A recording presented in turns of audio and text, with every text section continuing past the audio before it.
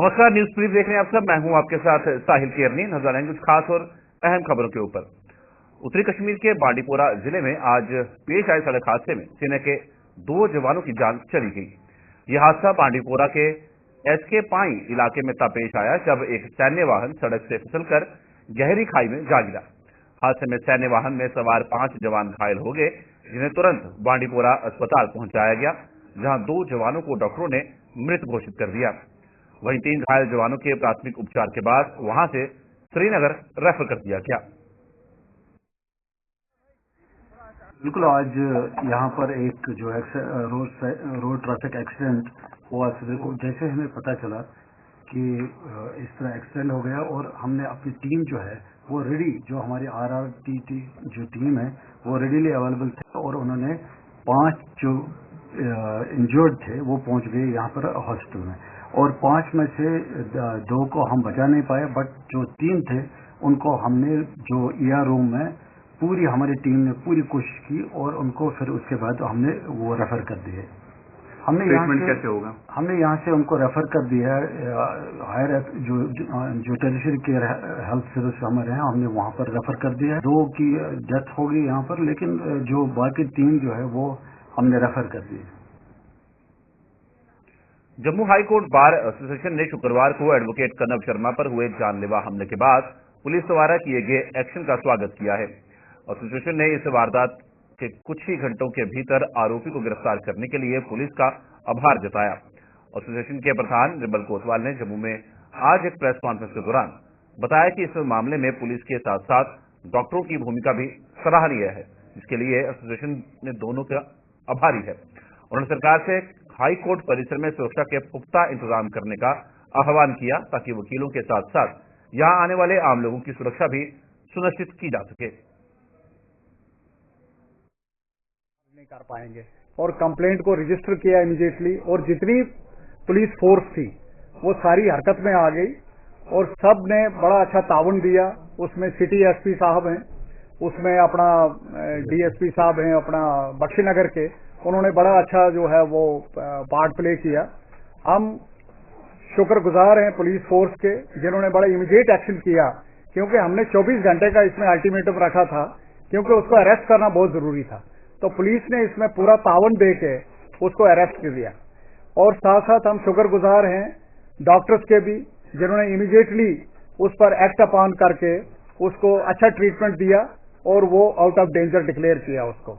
हम दोनों पार्टीज के बहुत शुक्रगुजार हैं। हम यहाँ कोर्ट प्रेमिसेस में काम करते हैं, लेकिन यहाँ जो हालात हैं वो ठीक नहीं है, क्योंकि किसी भी जगह यहाँ चेकिंग नहीं होती है।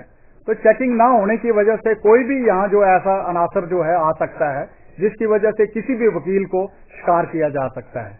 तो मेरी ये गवर्नमेंट से इल्तिजा रहेगी, एडमिनिस्ट्रेशन से, गवर्नर साहब से, कि यहाँ सिक्योरिटी के कुछ पुख्ता इंतजाम होने चाहिए, जिसकी वजह से वकीलों की सेफ्टी और काम वो जो है निडर होकर यहाँ पे काम करें। इसके साथ मैं ये नहीं कहूंगा कि सिर्फ वकीलों का मसला है, ये जनरल पब्लिक का भी मसला है और उसमें अगर वकीलों की तरफ से कोई मदद पुलिस को चाहिए, पब्लिक को चाहिए, तो हम हर वक्त हाजिर हैं, क्योंकि हम ये नहीं चाहते हैं कि यहाँ जम्मू में जो लोग रह रहे हैं वो सब हमारे अपने लोग हैं और उनकी जो हेल्थ है या उनका जो रहन सहन है या उनकी किसी किस्म की कोई डिग्निटी में फर्क पड़े, उसके लिए हम उनके साथ चलने के लिए तैयार हैं, पुलिस की मदद करने के लिए तैयार हैं जब भी पुलिस हमें कहेगी। इसके साथ मैं यहाँ पे हाई कोर्ट एडमिनिस्ट्रेशन को भी कहूंगा कि कुछ जो है यहाँ पे सिक्योरिटी इंतजाम किए जाए। भारतीय जनता पार्टी की किश्तवाड़ से विधायक शगुन परिहार ने आज GMC अस्पताल में भर्ती एडवोकेट कनव शर्मा का हालचाल जाना। कनव शर्मा की हालत स्थिर बनी हुई है और उन्हें जल्द ही अस्पताल से छुट्टी दे दी जाएगी। शगुन परिहार ने डॉक्टरों से कनव शर्मा के स्वास्थ्य की जानकारी लेने के बाद उनके जल्द स्वस्थ होने की कामना की। डॉक्टरों के मुताबिक कनव शर्मा के स्वास्थ्य पर नजर रखी जा रही है और कल दोबारा समीक्षा कर उन्हें डिस्चार्ज करने पर फैसला लिया जाएगा। आपको बता दें कि कनव शर्मा की शुक्रवार को न्यू प्लॉट स्थित उनके आवास के बाहर पार्किंग को लेकर कुछ लोगों से विवाद हो गया था और इसी बीच एक युवक ने उन पर गोली चला दी थी। जी अभी तो वो हमारा जो भाई है जिसको कल गोली लगी थी, तो अभी वो बेटर कंडीशन में है, वो रिकवर कर रहा है। मे बी 1-2 दिन में उसको छुट्टी मिल जाएगी हॉस्पिटल से। लेकिन मेरी जितने भी हमारे युवा लोग हैं उनसे यही प्रार्थना रहेगी कि अपना जो है गुस्सा है, आक्रोश है, उसको नियंत्रण में रखें ताकि आगे हमें इस तरह की घटनाएं देखने को ना मिले। मुझे तो बड़ा अफसोस होता है कि हमारा युवा जो हम चाहते हैं वो सशक्त हो, मजबूत हो, अगर वो इस तरह की घटनाएं करेगा तो ये बहुत ही चिंताजनक विषय है। तो आगे भी हमें अपने गुस्से को काबू में रख के, अपने मन को संतुलन में रख के काम करना चाहिए। तो इस तरह की घटनाओं को अवॉइड करना चाहिए। देखिए, बड़ी फॉर्चुनेटली जो गोली लगी है वो एब्डोमिनल वॉल में से ही पास करके गुजरी है। तो डॉक्टर्स ने अभी जो है फर्स्ट एड देके ट्रीटमेंट जो है वो स्टार्ट किया हुआ है। अगले 24 घंटे तक वो अभी ऑब्जर्वेशन में रहेंगे। तो कल सुबह जो है दोबारा से एसेस करके फर्दर जो कोर्स ऑफ ट्रीटमेंट है उसका डिसीजन होएगा। क्योंकि उसने शायद ड्रिंक कर रखी थी या कुछ नशे वशे में थे वो लोग, तो मैंने कहा कि तू रुक यहाँ पे, मैं अभी पुलिस बुलाता हूँ। तो वो उसको वहाँ से भगाने लगे। तो वो जिस स्कूटी में बैठा, मैंने उसकी चाबी निकाल ली। मैंने कहा तू वेट कर। और मैं भी अपने ऑफिस में लड़का था, उसको बुलाया, दुकानदार 1-2। तो वो जो ही लोग आए, अब जब उसकी स्कूटी की चाबी निकाली तो वो एकदम से अंदर गया और बाहर लेके आया। और मेरे को मतलब with in fraction of seconds he shot A fire at me. और एक फायर शॉट किया, दूसरा मेरे ऊपर एम कर दिया कि आ गया, आ हिम्मत है तो आगे। मैं रुक गया वहां पे, पर मुझे ये नहीं पता लगा कि मुझे एक शॉट लग गया था। 1-2 शॉट उसने जो भी निकाले उस समय, तो मैं रुक गया 2 मिनट के लिए। फिर वो जब शॉट फायर की आवाज आई तो आसपास के मार्केट वाले भी, वो भी एकदम से आगे मेरे पीछे। तो जब वो लोग आए तो मेरी भी थोड़ी हिम्मत बढ़ी, तो हमने उनको पकड़ने की कोशिश की। जो 2-3-4 लोग थे, तो वो उसको वहां से साथ में उनको भगा दिया गया जी। तो बस उसको भगा दिया गया। वो वहां पे थे, तो फिर मुझे इमीडिएटली उन्होंने रश किया हॉस्पिटल में। वो सरदार थे कोई जिन्होंने मेरे पे फायर किया। और ये जो बंदा है, अब पता लगा कि हैबिचुअल ऑफेंडर है, कोई पुराने केसेस भी चल रहे हैं। तो प्रशासन से डिमांड है पीएस वगैरह लगे। भारतीय जनता पार्टी ने जम्मू कश्मीर के हालात के लिए पूर्व प्रधानमंत्री पंडित जवाहरलाल नेहरू को जिम्मेदार ठहराया है। भाजपा का आरोप है कि पंडित नेहरू की नीतियों की वजह से ही आज जम्मू कश्मीर की कई समस्याओं ने घेर रखा है। जम्मू में आज एक प्रेस कॉन्फ्रेंस के दौरान भाजपा के प्रवक्ता अभिजीत जसरोटिया ने इस मुद्दे पर और क्या कुछ कहा, आइए देखिए। चुना जा आज की जो ये प्रेस वार्ता है, ये बुलाई गई थी संगठन पर्व के ऊपर। संगठन पर्व यानी कि वो फेस्टिवल जो भारतीय जनता पार्टी मना रही है। इसके चलते हमारे यहाँ पर जो इंटरनल डेमोक्रेसी है, जिसके चलते हम बूथ लेवल की समिति गठित करते हुए, मंडल से होते हुए हम पूरे यूटी का और स्टेट के अंदर अपना अध्यक्ष चुनते हैं। इसी के अंदर हमारा राष्ट्रीय अध्यक्ष भी चुना जाता है। और मैंने ये प्रेस कॉन्फ्रेंस इसलिए कॉल की थी ताकि कांग्रेस भी हमसे कोई सीख ले सके, इसी तरह से नेशनल कॉन्फ्रेंस भी ले सके कि it is not of the Gandhi's, by the Gandhi's और फॉर दी गांधीज। इसको डेमोक्रेसी कहा जाता है, not of the Abdullah, by the Abdullah and for the Abdullah, इसे डेमोक्रेसी कहा जाता है। अगर आप हमारे संगठन पर्व को लेते हुए आगे लेकर चलेंगे तो देश को आप आगे लेकर चलेंगे। और खासकर मैंने ये बताया कि आजादी से पहले किस तरह से नेहरू जी ने जो है एक सरदार वल्लभ भाई पटेल का हक छीनते हुए, क्योंकि वो कांग्रेस वर्किंग कमेटी के पहले प्रेसिडेंट चुने जाते, क्योंकि 13 में से 12 वोटें जो है उन्हें मिली थी और नेहरू जी को मात्र 1 वोट मिली थी। अगर सरदार वल्लभ भाई पटेल जी उसी इलेक्टेड प्रोसेस के अंदर चुने जाते तो हमारे देश को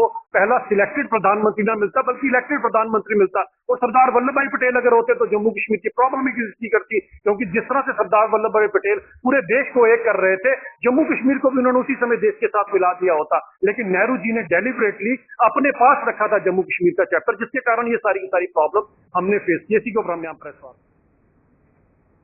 अखनूर के कामेश्वर मंदिर के महामंडलेश्वर महंत रामेश्वर दास ने जम्मू की जनता को प्रयागराज में लगने जा रहे महाकुंभ मेले का साक्षी बनने का आह्वान किया। उन्होंने कहा है कि ऐसा अवसर 12 सालों के बाद आया है और सभी सनातनियों को इस अवसर का भरपूर लाभ लेना चाहिए। अखनूर में आज एक प्रेस कॉन्फ्रेंस के दौरान उन्होंने बताया कि पहला शाही स्नान 14 जनवरी, दूसरा 29 जनवरी और तीसरा शाही स्नान 3 फरवरी को होने जा रहा है। उन्होंने लोगों से ज्यादा संख्या में प्रयागराज पहुंचने का आह्वान करते हुए बताया कि उनके रहने और खाने की व्यवस्था भी की जाएगी।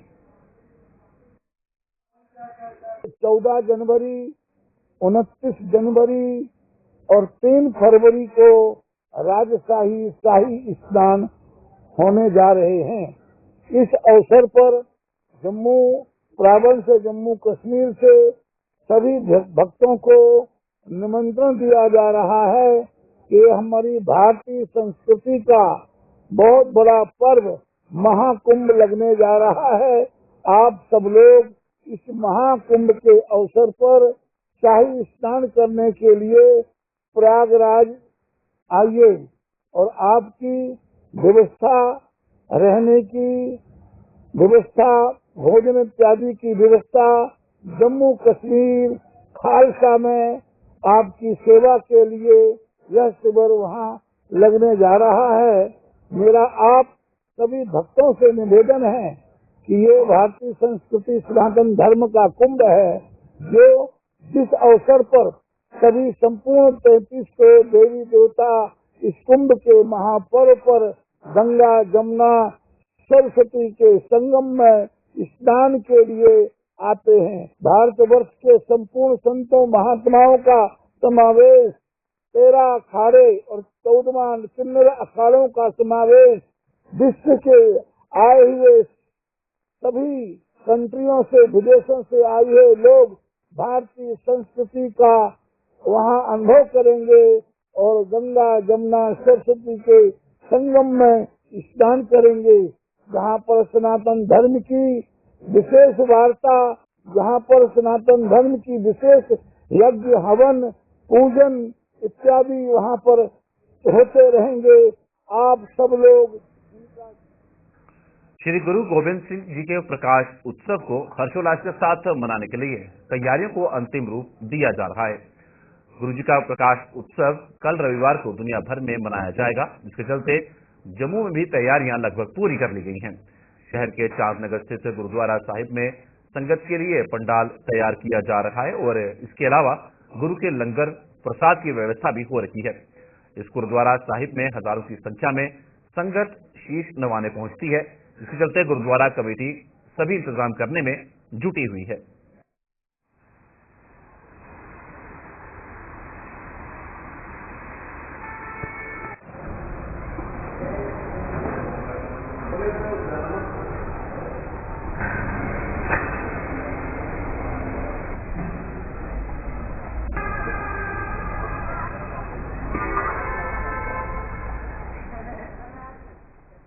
कल 10वें पातशाह साहिब कमाल श्री गुरु गोबिंद सिंह जी का प्रकाश दिहाड़ा पूरी दुनिया के अंदर धूमधाम नाल मनाया जा रहा है। इहदे वास्ते पूरी तैयारी जिहड़ी है चल रही है।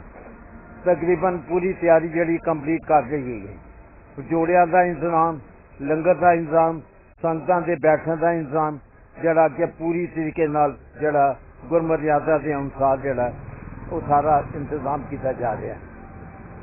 बाकी साहिब कमाल श्री गुरु गोबिंद सिंह जी का प्रकाश दिहाड़ा ते जिहड़ा कल असीं नगर कीर्तन कढ़िया, नगर कीर्तन चलाया, उसका इको मकसद है कि हक सच ते इंसाफ के लिए गुरु नानक साहब तो लैके गुरु गोबिंद सिंह तक एक लड़ाई लड़ी गई कि लोगों नूं जियो ते जीण दिओ, हक सच ते इंसाफ के लिए लड़ो।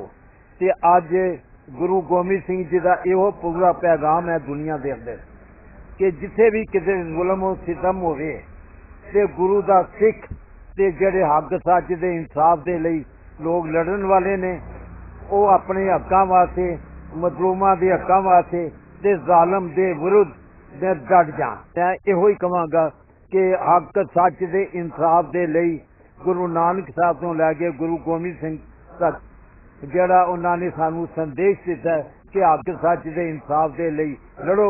और असीं अपना अज प्रण करते हैं कि साडा खून जिहड़ा आखिरी दम तक भी असीं अपने हक सच दे इंसाफ के लिए लड़ा।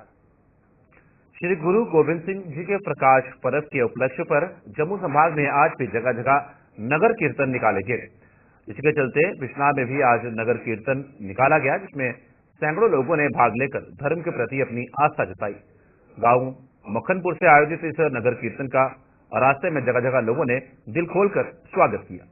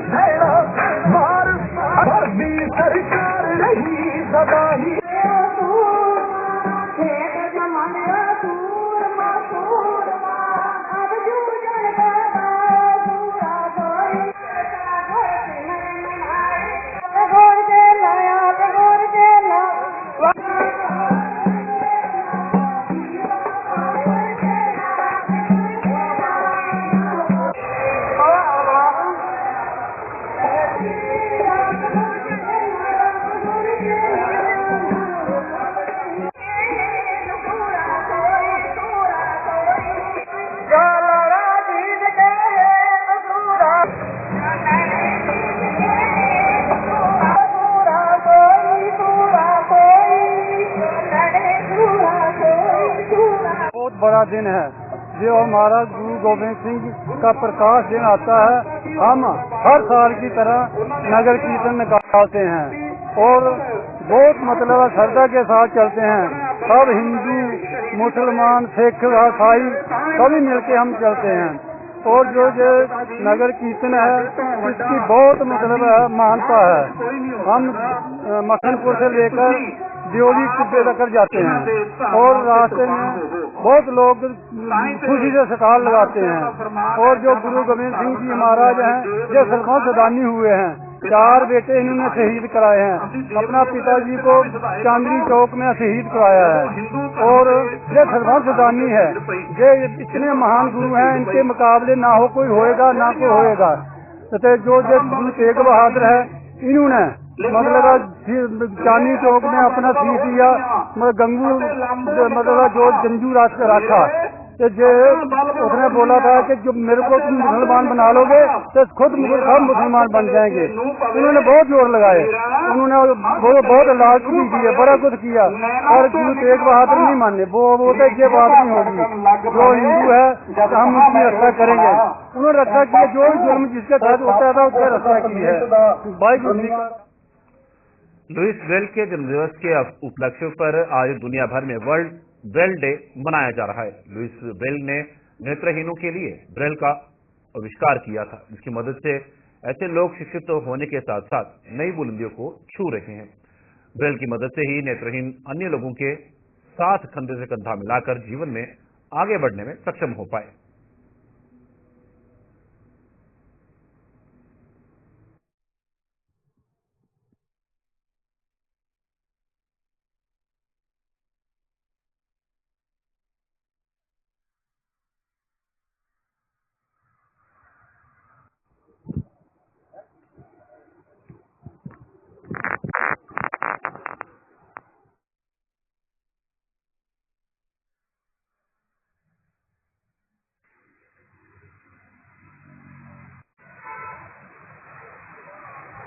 एक सुविधा मिली जो हम आम स्ट्रीम में शामिल हो गए, एजुकेशन मिल गई।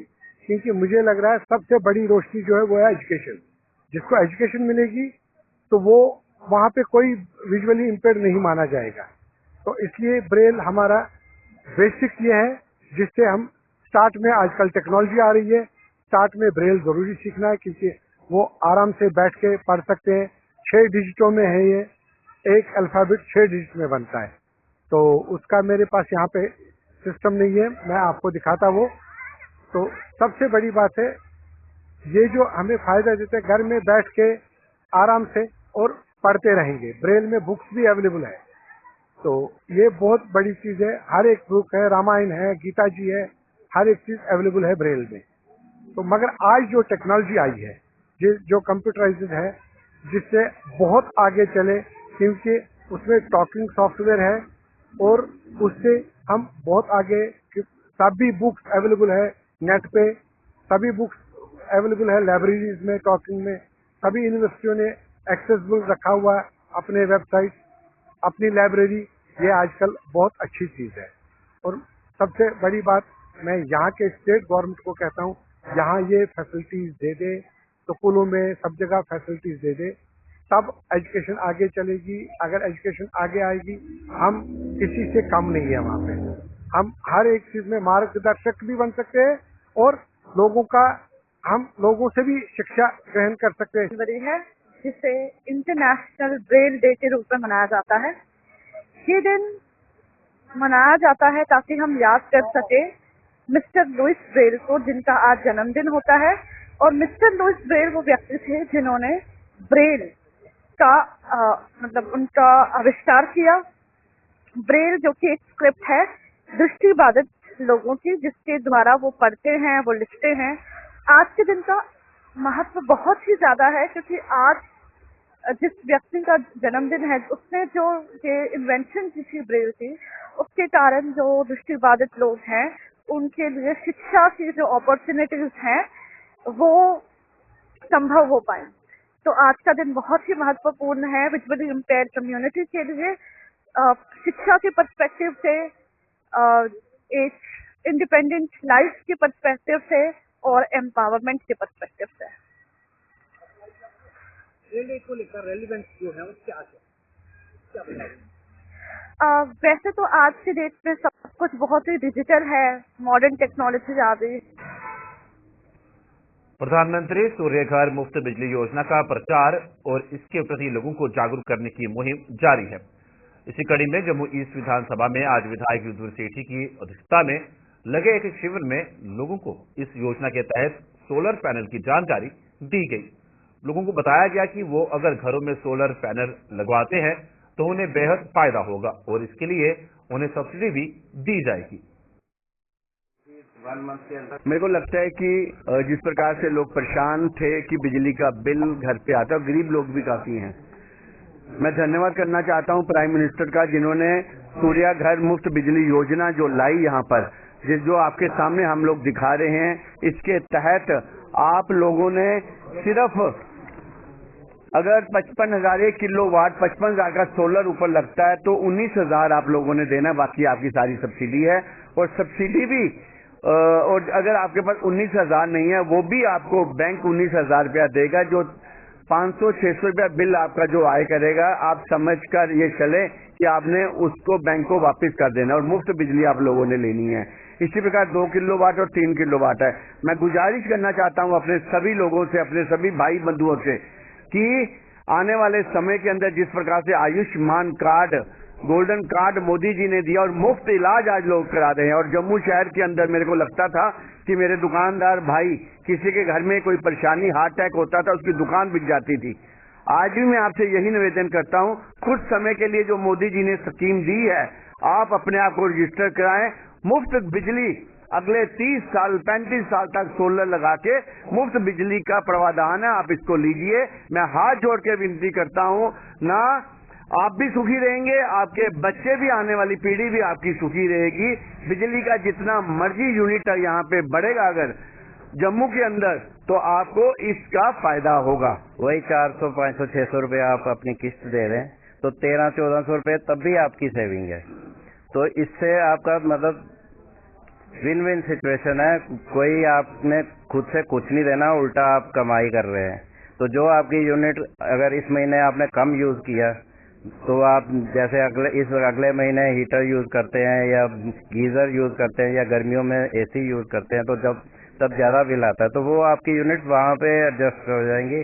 तो आपका बिल्कुल मिनिमम जो फिक्स चार्जेस है वही बिल आएगा। तो ये स्कीम 1 करोड़ की स्कीम है, पूरे टाइम नहीं है इसका। 1 करोड़ के टारगेट है देश का, तो बाकी स्टेट्स में लाखों में लोगों ने ले लिया, लेकिन हमारे जम्मू में अभी सिर्फ 200 लोगों ने लिया है। तो ये अवेयरनेस नहीं है। लोग अगर इसमें रजिस्टर कराएंगे तो ये स्कीम जैसे 1 करोड़ हुए, ये स्कीम खत्म है। तो इसमें जो पहले आएगा उसी को मिलेगी, बाद में ये चले या ना चले, या एक्सटेंड हो या ना हो, ये अभी पता नहीं है। तो इसका मैं सारी पब्लिक से रिक्वेस्ट करूंगा कि इसका भरपूर फायदा लें और अपना भी फायदा करें और सरकार का भी फायदा करें कि हमारा जो हमें भी जो बिजली खरीदनी पड़ती है वो ज्यादा महंगी पड़ती है, तो हम गवर्नमेंट सब्सिडाइज करके देती है। तो इससे आप अपनी बिजली खुद बना रहे हैं और सरकार की भी। गुलिस्तान में खबरों में सिलसिला यूं चलता रहेगा। फिलहाल न्यूज ब्रीफ में इतना ही। दीजिए इजाजत, नमस्कार।